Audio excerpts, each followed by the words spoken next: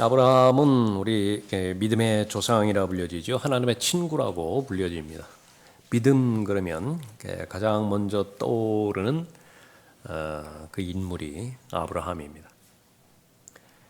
실상적으로 사람들의 입장에서 보면 많은 위대한 일들을 행한 결과가 입증이 되어야 믿음의 좋은 평판을 받을 줄로 아는 것인데, 그러나 성경에서 아브라함을 그 본으로 제시할 때에 그것은 바로 다른 어떤 것보다도 하나님과의 친밀함의 관계가 있습니다. 하나님께 마음으로부터 우러나오는 그러니까 순종, 그것이 입증이 되어질 때에 그것은 바로 믿음이 있는 사람이고, 그 믿음은 좋은 평판을 받게 되어지는 것입니다. 하나님께서 아브라함을 부르신 이후로 또 그 독자 이삭을 주신 그 과정을 경유해서 죽는 순간까지도 자신에게 약속하신 그 하나님의 약속이 이루어지지 않은 채로 생을 마감을 했죠. 그럼에도 불구하고 성경이 높이 평가하는 것은 그럼에도 불구하고 하나님을 믿었다라고 하는 것입니다. 그냥 한마디로 간략하게 이야기해서 도저히 바랄 수 없는 상황이에요. 그럼에도 불구하고 하나님을 신뢰하고 하나님을 믿었다라고 하는 거죠. 그것이 환경을 초월한 믿음이고 자기를 부인한 믿음입니다. 그것이 이제 믿음의 근거가 되어지는 것입니다. 그래서 이 밖에서 드러나는 그런 결과, 그것은 결과에 해당되어지는 것이 되어야 되고, 제일 먼저 확인해야 되는 것은 자신의 마음의 동기와 태도입니다. 그것을 아브라함을 통해서 우리가 배우는 것입니다. 그러면 그 올바른 믿음, 그것은 어디에서부터 시작되는 것인가? 그것은 바로 성별로부터 시작되어진다라고 하는 것을 배우는 것입니다. 하나님께서 부르셨죠? 그 부르심에 순종을 해야 됩니다. 그러니까 순종을 해야 되는 것은 바로 세상으로부터 성별해야 되고 자기 생각으로부터 분리를 해야 되는 것입니다. 하나님의 부르심에 순종하기 위한 분리예요. 자, 그 사실을 우리가 확인해 보죠. 창세기 12장 보겠습니다.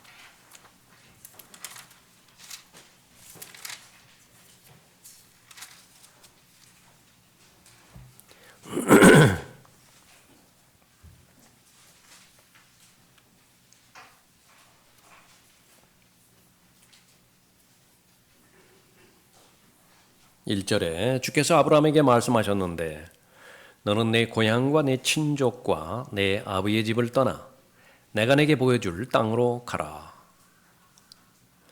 내가 너로 큰 민족을 이루게 할 것이며 내게 복을 주고 내 이름을 위대하게 하리니 너는 복이 되리라.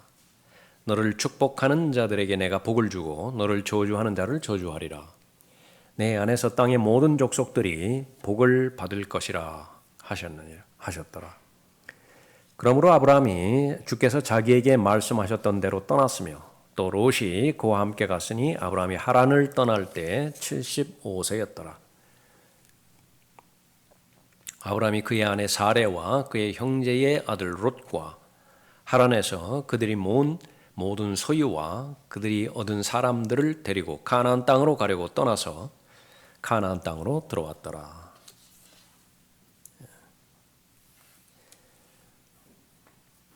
성경에 기록된 모든 것들, 바로 나를 위해 기록되었다라고 하는 사실은 바로 기정사실이죠. 교훈을 위해서 기록이 되었는데, 이 아브라함에게 말씀하셨던 이 말씀에 대해서 아브라함이 어떻게 반응을 하였는가, 그것이 나와 관련을 지을 때에 이 하나님의 말씀을 아는 것이 의미가 있는 것입니다.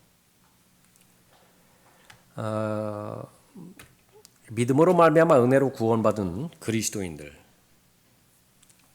십자가를 통해서 그 승리를 보장해 주셨는데 십자가의 길을 통해서 생명의 새로운 길에 들어섰다라고 한다면 그 십자가의 길은 진리의 길이라고 말씀하셨고 영원한 생명의 길이라고 말씀하셨으면서 대조적으로 좁은 길이라 말씀하십니다. 그건 세상이 이해할 수도 없고 세상이 포용할 수도 없는 그런 길을 말하는 것이죠. 하나님께서 원하시는 길은 그 길을 걸어가는 것입니다. 그래서 마태복음 11장에 보면 예수님께서 초청을 하시는데 수고하고 무거운 짐진 자들아 다 내게로 오라. 예수님은 길입니다. 내가 길이요 진리요 생명이라 말씀하셨을 때 그 길이 무슨 신장로라든지 아스팔트 깔려 있는 길이라든지 그것을 말하는 것이 아닌 것은 우리 모두가 다 잘 알고 있죠. 진리입니다. 예수님 자신이 바로 진리가 되시는 분이시죠. 근데 세상은 예수 그리스도를 배척을 한다고. 예수 그리스도를 혐오하고 예수 그리스도를 증오하죠. 그 예수님이라고 하는 길을 따르기를 하나님께서 원하시는데 그것이 구원의 길입니다. 성장과 성숙을 향한 하나님의 뜻입니다. 하나님께서는 그러한 그리스도인을 몹시 원하십니다. 간절하게 원하세요. 아주 찾으십니다.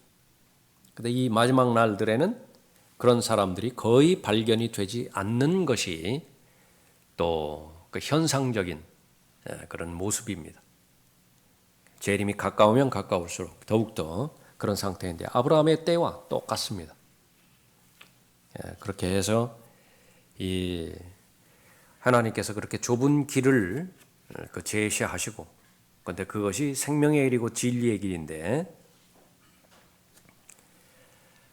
그 길을 가는 과정 가운데서 오늘 간략하게 살펴볼 것이지만 아브라함에게 그 길을 걸어가지 못하도록 가나안에 들어가지 못하도록 방해하는 방해 요소들 역시 똑같이 수천 년이 지난 지금에도 존재하는 것입니다. 왜 그런 방해물과 장애물들이 있는 것이냐? 그러니까 믿음이라고 하는 것은 반드시 테스트, 그러니까 시험의 과정을 검증된 결과여야만 하나님께서 인정하시기 때문에 그렇죠. 그래야 A, 그래야 100점 이렇게 좋은 평판을 내리시는 것입니다. 입증되지 않은 그런 믿음, 그것은 하나님께서 받아들이지 않는 것입니다. 그래서 하나님께서는 구원받은 하나님의 자녀가 성장하기를 바라고 연단되어져서 더 견고해지기를 바라는 것인데 그러한 목적으로 고난을 통과하게 하시는 것입니다. 장애물을 넣게 하는 것이죠. 지금 이제 창세기 12장에서 아브라함을 부르실 때에 아브라함이 극복해야 되는 그 시험의 단계가 있습니다.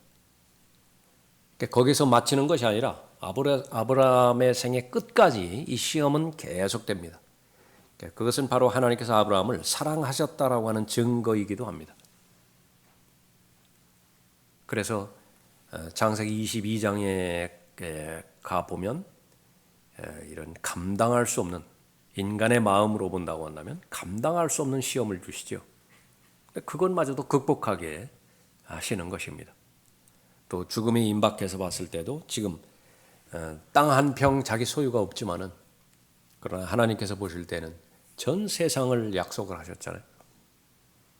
그것을 믿는 믿음 가운데서 죽었던 것입니다. 자, 아브라함이 이제 순종하기를 원하는 것인데 제일 먼저 하나님께서 원하셨던 것은 뭐냐면 지금까지 친숙해져 있던 옛 세상에서 분리되어지는 것을 말하는 것입니다. 이것은 전체적으로 보면 지금까지 친숙했던 여러 하나님들이 있어요. 여러 신들이 있습니다. 거기서 분리돼서 참된 신, 참된 하나님, 그분께 헌신하기를 바라는 것입니다. 그 과정을 살펴보면 그 전장에 11장에 27절에 보십시오.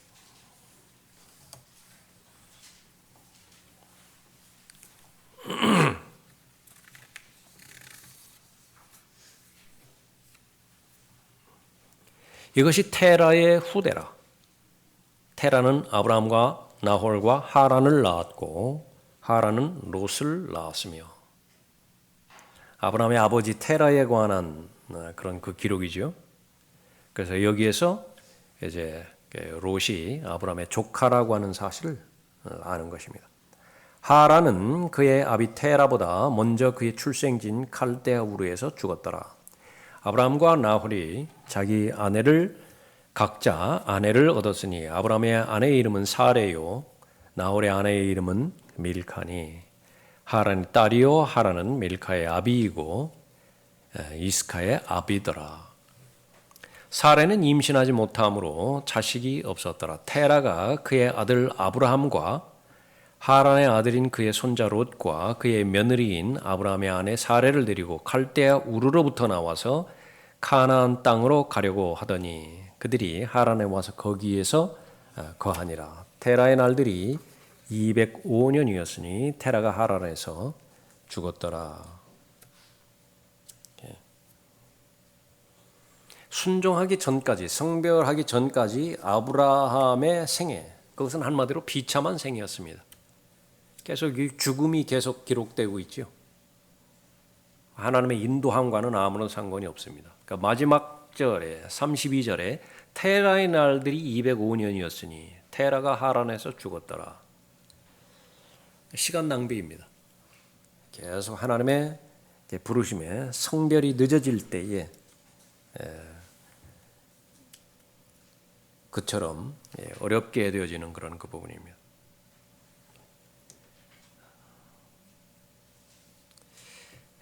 테라가 아브라함을 데리고 나왔는데 아브라함이 이 가나안 땅으로 들어가기에 방해가 되어지는 것이 바로 테라였습니다. 이 테라는 누구를 예표하는 것이냐? 그러면 그리스도인에게 있어서는 옛사람을 예표하는 것입니다. 생명의 새로운 길이라고 하는 진리의 길을 제시해 주셨는데 마음으로부터 그 교리에 순종했죠. 그 결과 생명의 새로운 길에 넣어주시는데 그 길을 걸어가지 못하도록 방해하는 것. 그러니까 제일 먼저 테라로부터 분리가 되지 않는 것입니다. 그 다음에 또 이제 롯으로부터 분리가 되어지지 않는 부분도 있죠. 제일 먼저 다가오는 것은 바로 지금 옛사람에 해당되어지는 이 테라로부터 분리되어야 그렇게 하는 것입니다. 로마서 6장에 보면 교리적으로 아주 잘 나와 있습니다. 거기는 보죠. 로마서 6장에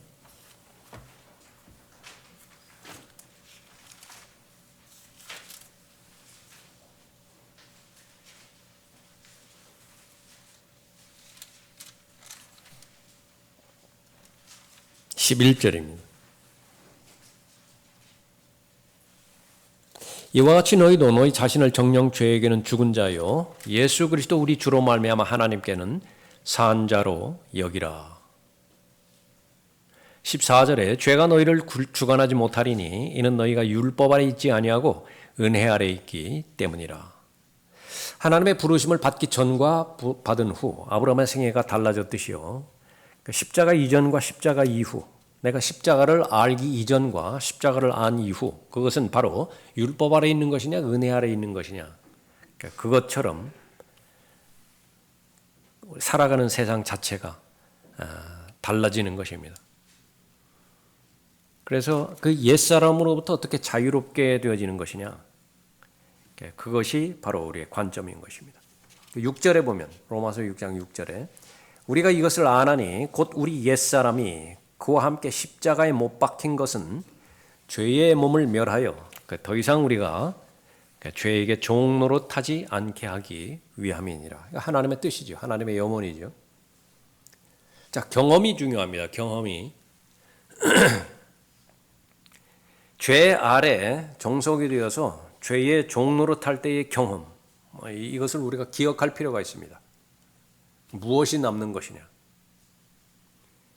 그러니까 어떤 부분이든지 하나님을 배제시키고서 무언가를 이루었을 때의 허탈감, 허무함,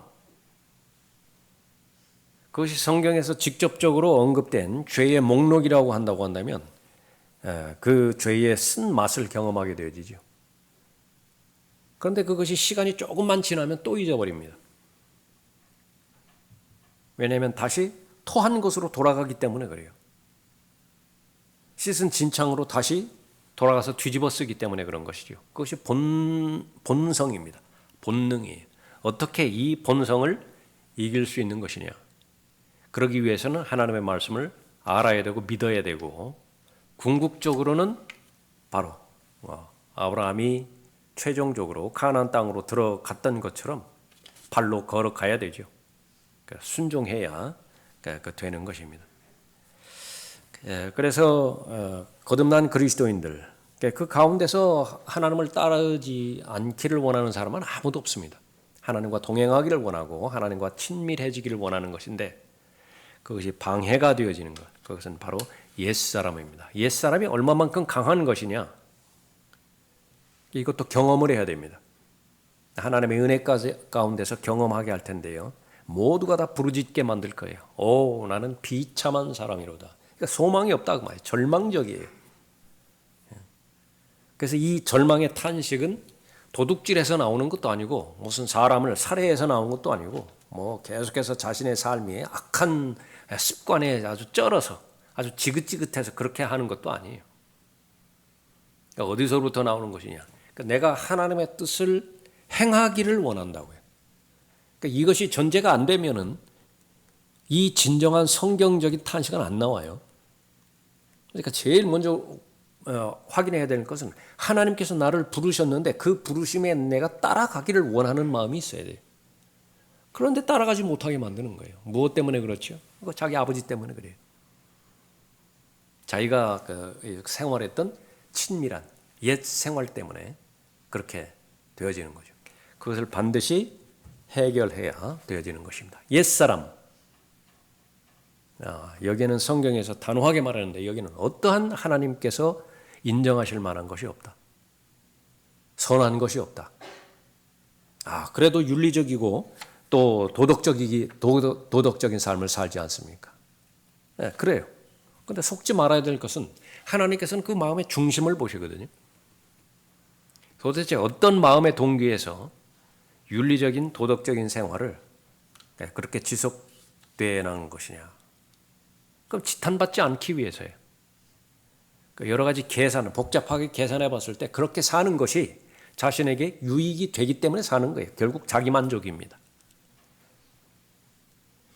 그러나 성경에서 언급하는 것은 계속 이 하나님께서 받아들이는 사람, 믿음이 있는 사람에 대한 특징, 다른 말로 한다면 하나님을 기쁘시게 하는 사람을 말하는 거죠.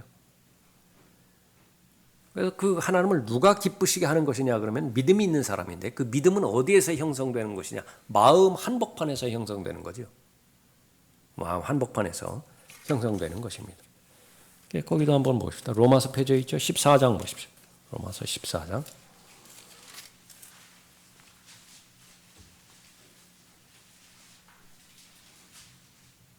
17절에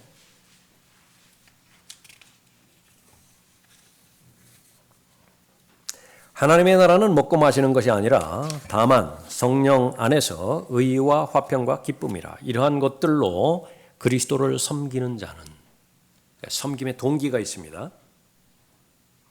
그렇게 입증이 되어졌을 때 뭐라고 말씀하시죠? 하나님께 기쁨이요 라고 언급하고 있습니다. 그러니까 계속해서 우리가 살펴보는 것은 뭐냐면, 우리의 속사람, 그것이 아무리 법 없이 살 사람이라고 하는 평가를 받는다 하더라도 하나님의 거울에 비춰봤을 때, 하나님의 엑스레이에 투시되어지는 그 속마음에 봤을 때는 드러난다. 그것이 교묘히 포장되고 위장된 죄가 드러나는 것입니다. 거긴 선이 없어요. 하나님께서는 선을 찾는 것인데, 선한 행위, 그것은 하나님을 기쁘시게 해드리는 것인데 어떠한 선도 발견되지 않는 것이다. 하나님께서 원하시는 것은 무엇이라고요? 올바른 태도와 올바른 동기입니다. 이것이 아주 핵심이에요. 어떤 동기에서 그 부분을 유지해 나가느냐. 빌립보서 4장도 보십시오.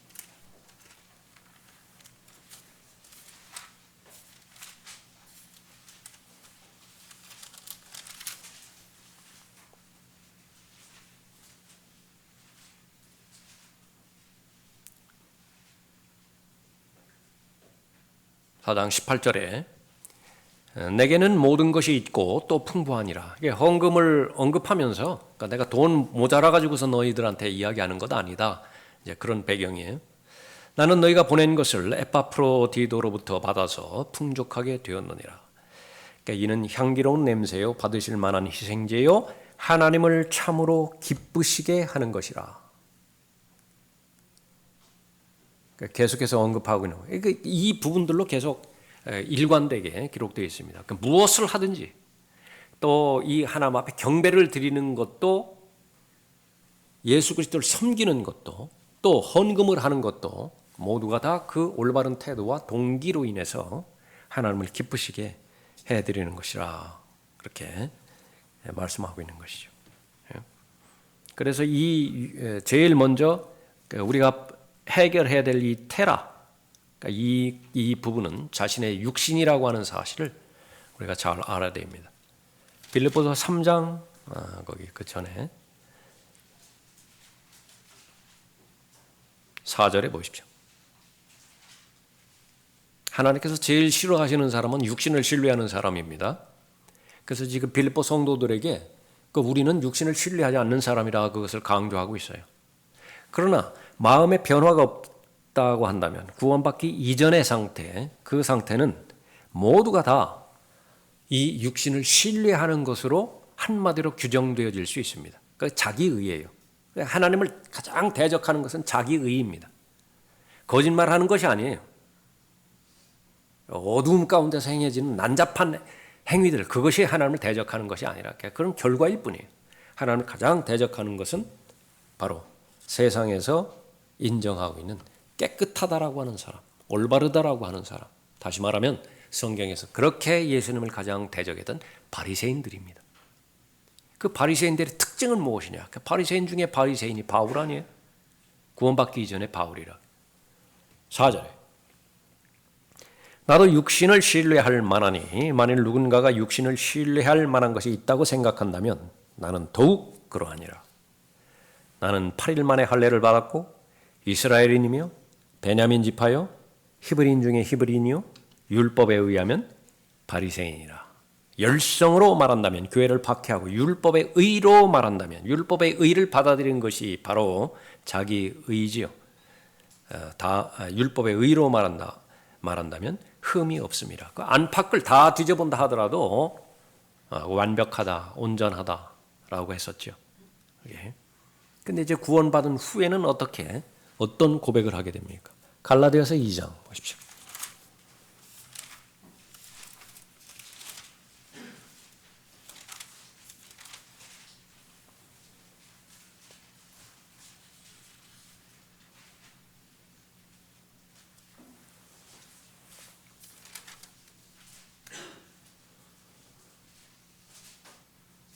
17절에 보면 만일 그리스도로 인하여 의롭게 되기를 구하다가 우리 자신이 또한 죄인들로 드러난다면 그때는 그리스도가 죄의 일꾼이시냐 결코 그럴 수 없느니라.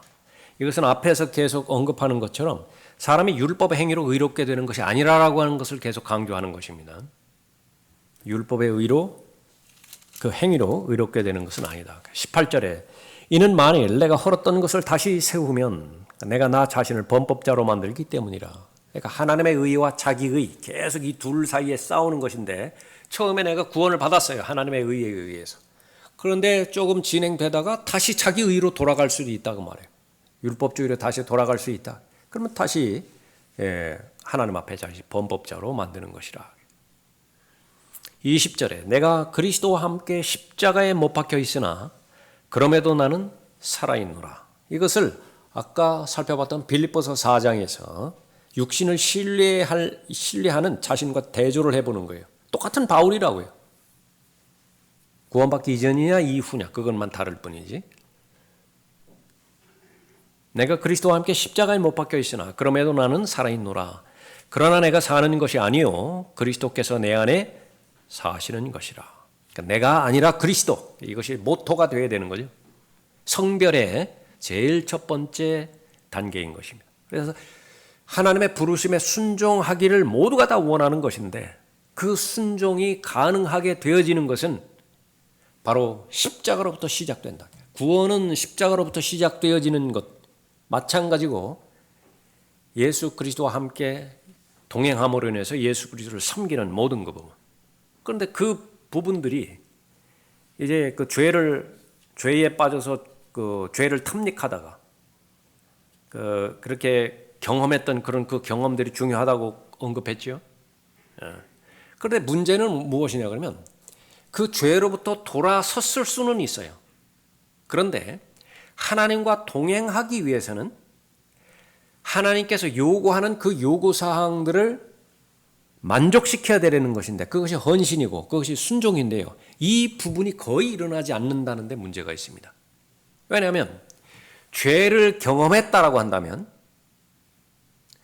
의를 경험해야 돼요. 그래서 정말로 성령 하나님께서 자신의 몸을 드리고 자신의 몸을 드린다라고 하는 것은 이제 생각을 부인해야 된다는 것이 생각을 대체해야 돼요. 육신적인 생각과 성령의 생각이 서로 반목하고 있는 것인데 이 본성에 해당되는 육신의 생각을 부인하고 성령의 생각으로 가득 채워야 되는 거죠. 그래서 성령과 동행하는 것입니다. 함께 걸어가는 것이에요. 그 결과 성령께서만이 주실 수 있는 의와 화평과 기쁨이라고 하는 성령의 열매를 대표하는 그 부분들을 내가 소유해야 됩니다. 경험해야 되는 거예요. 그러니까 마음에서 경험해야 되는 거죠.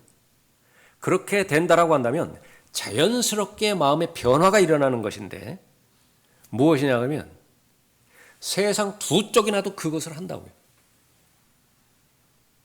테니스 엘보우에 걸려서 내가 밥을 왼손으로 먹을지언정 일요일 8시가 되면 그 테니스 그 경기에 나가게 된다고요. 그래서 연달아서 4게임을 뛰는 거예요. 저녁 때가 되어지면 퉁퉁 부어가지고서 이 팔을 10도조차도 비틀지 못할 상황이 된다 하더라도요. 다음 주 일요일이 되면 또 나가요. 세상에 두 쪽 나도 그건 안 된다. 그래서 아내가 반강제적으로 해서 병원에 데려가서 다 사진 찍게 하고 그렇게 한다 하더라도 이거 다 한다면 이제 병신됩니다. 그렇게 처절한 의사의 통고를 받는다 하더라도 그거 귀담지 않아. 병신 되지 뭐. 경험이에요 그것이. 예? 그러니까 세상 사는 부분에 있어도 그렇죠. 그러니까 다양하죠. 그러니까 너무나 다양하다고요. 그 사람이 그 테니스에 그렇게 됐다고 한다면 어떤 사람은 술이라든지 어떤 사람은 뭐 온갖 다양한 중대반대 경험이에요. 경험. 그 자기 자신이 돼버린 거예요. 그것이. 그 성령께 순종하고 하나님의 말씀의 인도함을 받았을 때에 육신을 이길 수 있는 유일한 방법은 무엇이냐 그러면 죄로 인한 경험보다 의로 인한 경험이 비교할 수 없을 정도로 탁월하다, 뛰어나다, 만족스럽다. 그것을 하나하나 경험해 나가기 시작하는 것입니다. 그래야 사는 거예요. 언제까지 쫓아다니면서 그 짓 하지 말라. 언제까지 쫓아다니면서 거기 가면 안 된다. 언제까지 쫓아다니면서 책상에 책을 펴라. 그렇게 할 것이에요. 그래서 성장한 사람, 영적인 사람인데 바로 고린도서 2장에서 영적인 사람에 대해서 정의하는 것은 자신이 판단해내는 거예요. 모든 것을 자신이 판단해내는 사람. 그 대신에 자신은 판단받지 않는 거예요. 그것은 어디에서 이루어지는 것이냐. 나 자신을 부인하고 예수 그리스도를 앞세우는 경험들을 계속 해야 돼요. 그런데 언제 그렇게 해야 되는 것이냐. 그렇게 하기 위해서는 죽어야 돼요. 그냥 적당하게. 그러니까 이것을 선택하고 이걸 결정하는 데 있어서 내가 그렇게 육신의 그 본성에 성령을 대적하는 반목이 그렇게 강하지를 않아요. 얼마든지 그렇게 할 수 있습니다. 그러니까 자신의 생명이 위태롭지 않은 상태에서 위기감이 없는 상태에서는 얼마든지 하나님의 말씀에 순종할 수 있고 또 하나님을 기쁘시게 해드리는 일이라고 판단이 되어졌을 때 거기 할 수 있어요. 그런데 문제는 그것이 정말로 하나님을 기쁘시게 해드리는 올바른 자세와 태도의 동기에서 그렇게 되어지는 것이냐. 하나님께서 그 시험 문제를 하나 주시는 거예요. 이제 죽을 지경까지 오는 거예요. 그러면 그것을 완전히 부인하고 포기하고 하나님께서 계시해 주신, 제시해 주신 하나님의 뜻에 순종을 하느냐? 그렇게 한번 하는 거예요. 그렇게. 심지어는 어떤 경우에는 내 인생 여기까지구나. 그리고 나서 하나님을 신뢰하는 거예요. 육신을 부인하고. 그랬을 때에 과연 홍해가 갈라지더냐 그 말이에요. 그러니까 그걸 경험을 해야 돼요. 홍해를 건너는 경험을 해야 되어지는 것입니다. 과연 골리앗이 쓰러지더냐 그 말이에요. 그 하나님을 앞세워서 그렇게 했더니 수많은 홍해가 우리 앞에 놓여져 있고 사람마다 다 다르죠. 그 사람의 기질마다 정사마다 그 사람의 믿음의 분량마다 그 사람이 처한 환경마다 홍해는 다양하다고요. 똑같은 홍해가 없어요. 골리앗도 마찬가지죠. 수많은 골리앗이 지금 대상이 있는데 죽었다 또 일어나고 죽었다 또 일어나고 그런다고. 마찬가지입니다. 하란에 머무르는 것.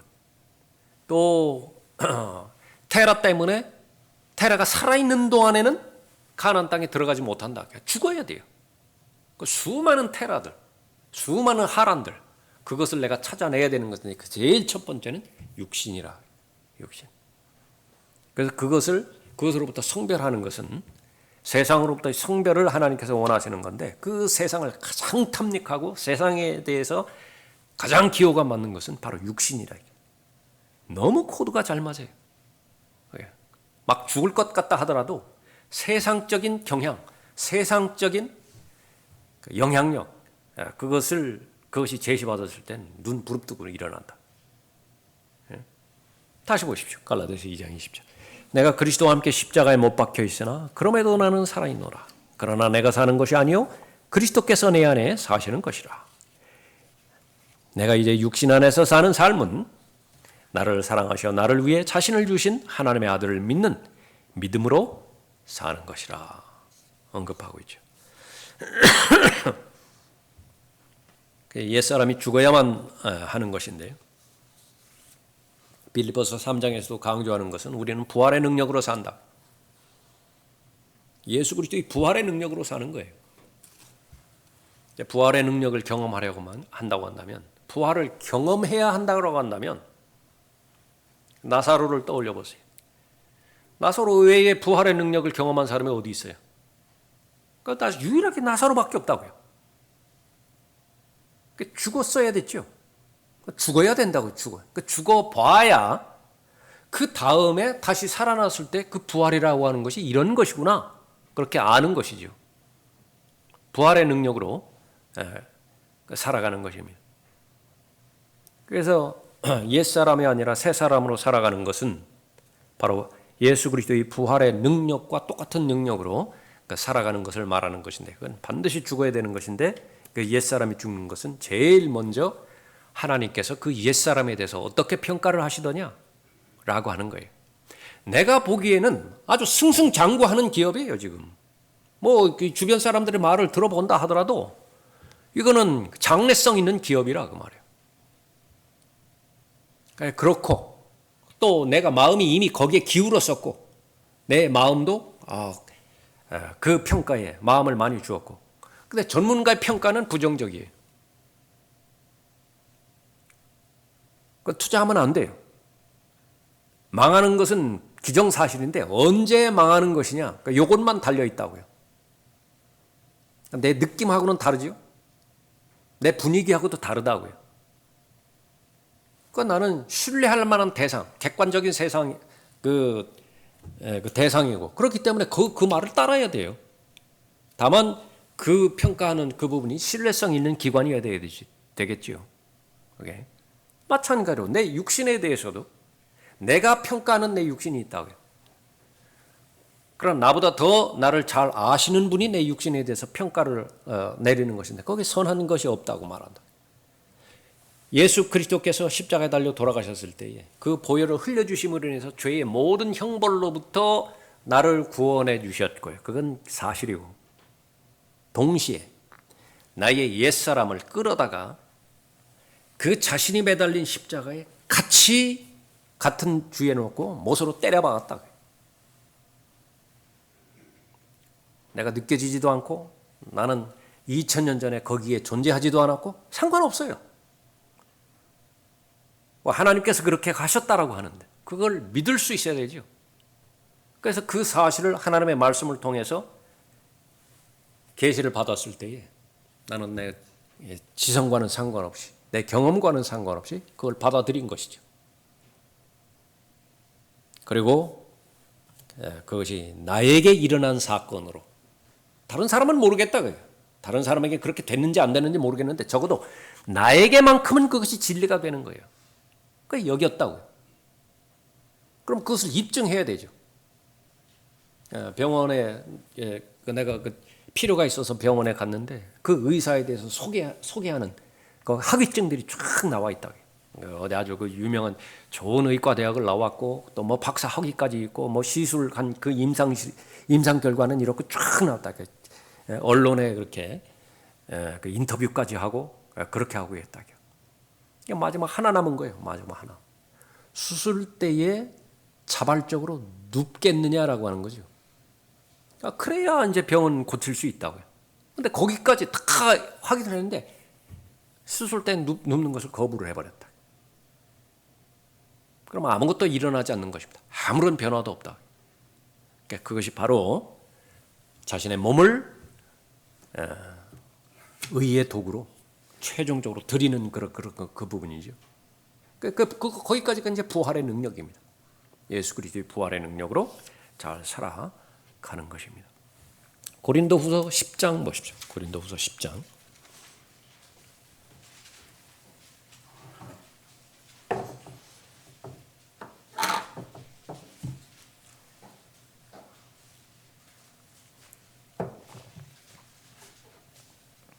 10장 1절에 너희 가운데서 대면하면 비천하고 너희에게서 떠나 있으면 담대한 나 바울이 이제 그리스도의 온유함과 공손함으로 너희에게 권고하노라. 아주 중요한 권고입니다. 그러면 그 육신을 부인하고 예수 그리스도를 신하면서 살아가는 삶의 또 다른 영역, 또 다른 강조하는 부분은 어디에 있는 것이냐 그러면 사고 체제예요. 인간의 사고 체제라고 해요. 거기서 이제 좌우되는 거예요. 그러나 우리가 육신에 따라 행한다고 생각하는 어떤 사람들에 대하여 내가 담대하다고 생각하는 그 자신감으로 너희와 함께 있을 때에 담대하게 되지 않기를 간구하노라. 이는 우리가 육신 안에서 행하지만 육신을 따라 싸우지는 아니함이니. 이 부분은 3절에서 말하는 이 부분은 여러분이 잘 알고 있죠. 위치적으로는 우리 육신의 죄들의 몸 안에 들어있어요. 휴거 때까지 이것은 뭐 변함이 없습니다.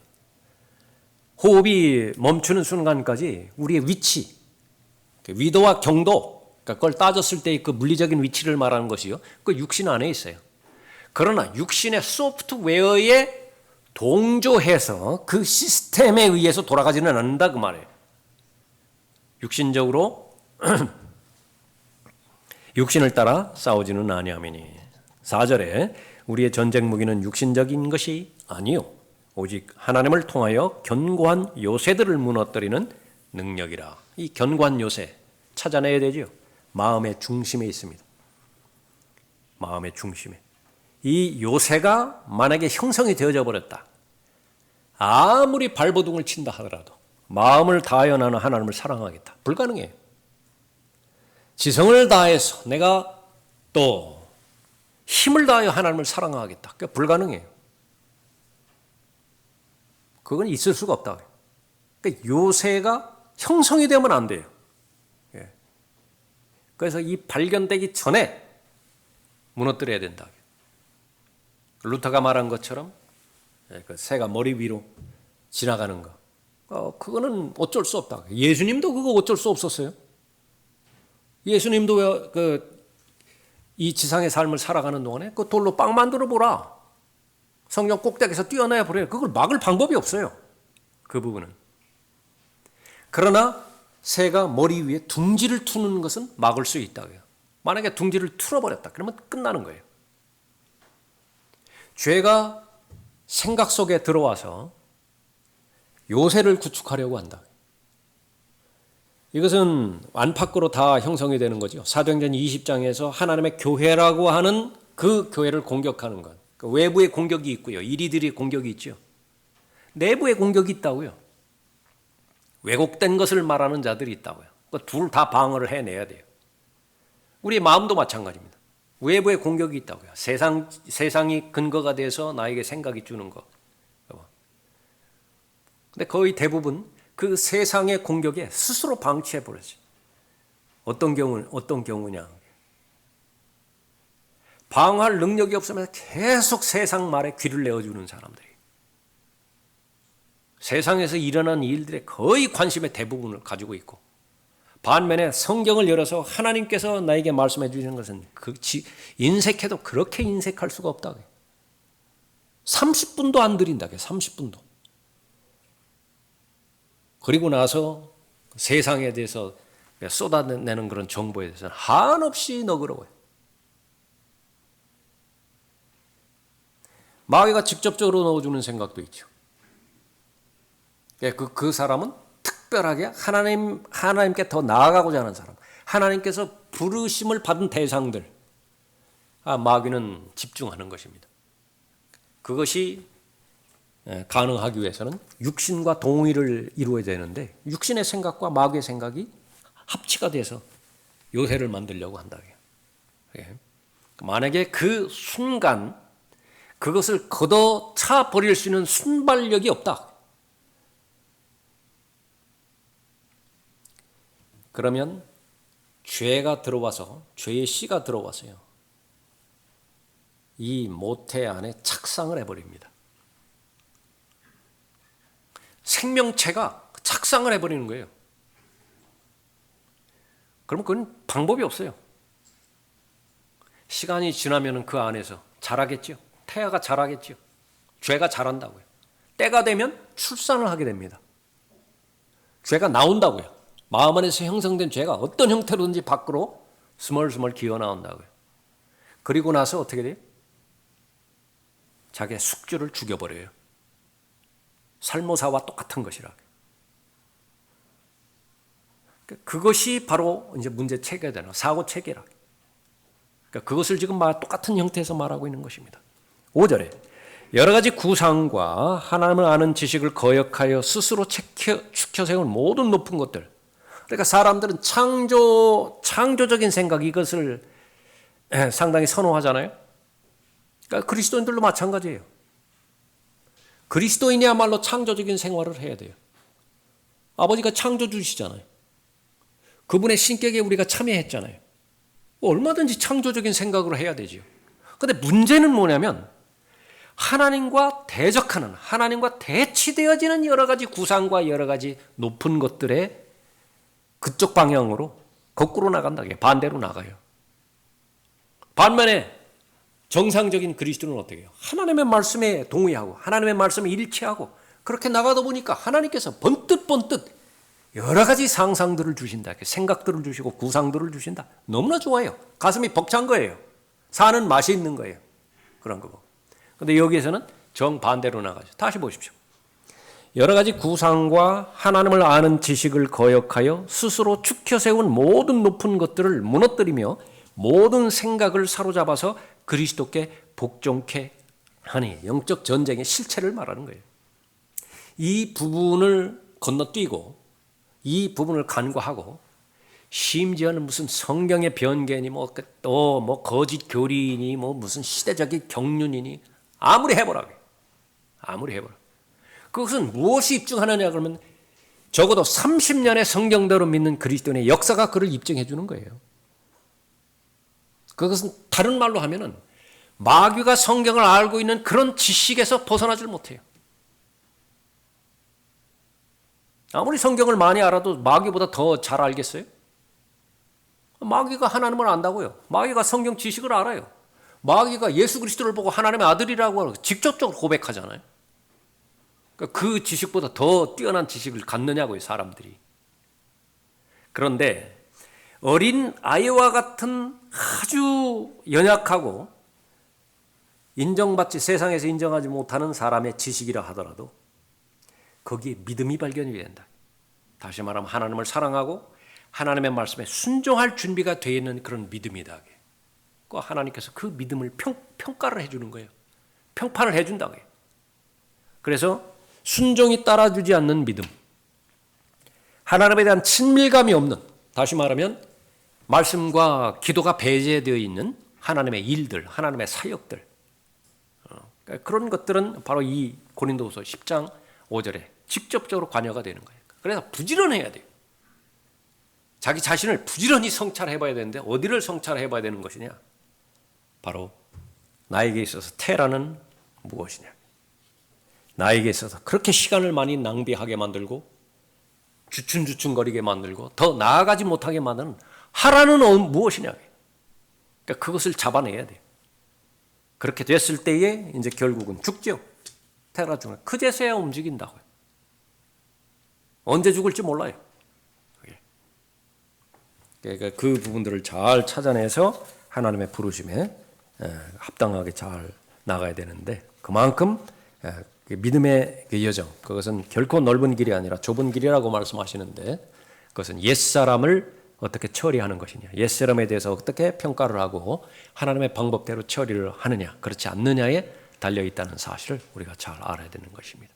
그래서 우리가 걸어가는 진리의 길, 믿음의 길, 그것은 좁은 길인데 그것은 십자가의 길이에요. 늘 십자가를 통해서 나를 옛사람을 부인하고 처리할 수 있는 길을 마련해야 됩니다. 그렇게 된다면 하나님께서는 보장했어요. 부활의 능력, 그것으로 말미암아서 많은 경험들을 할 것이라고. 그것이 여러분의 간증들입니다. 바랄 수 없는 상황, 아브라함만 있었던 것이 아니에요. 여러분의 상황에도 다 있었어요. 그럴 때마다 자신을 부인하고 하나님의 말씀만을 붙잡고 기도했지요, 신뢰했지요. 하나님께서 어떻게 하시더냐고. 반면에 그런 수많은 기회들이 주어졌는데 계속해서 거부한다. 계속해서 생각하지를 않기 때문에 그래요. 덮어놓고 저지르기 때문에 그래요. 그러니까 기도하지 않는다라고 하는 것은 생각하지 않는다라고 하는 것을 말하는 것이고 무엇을 생각하는 것이냐? 성경에서 말하는 사실들, 성경에서 말하는 하나님의 약속들 생각 안 해요. 그리고 나서 내 뜻대로 내 본의대로 결정해버린다. 그러면 계속 지쳐야 되는 거예요. 아무것도 안 일어나요. 그냥 평범하게 살아가는 것입니다. 그러니까 절대로 그렇게 머물러서는 안 될 것입니다. 자, 오늘은 여기까지 하겠습니다.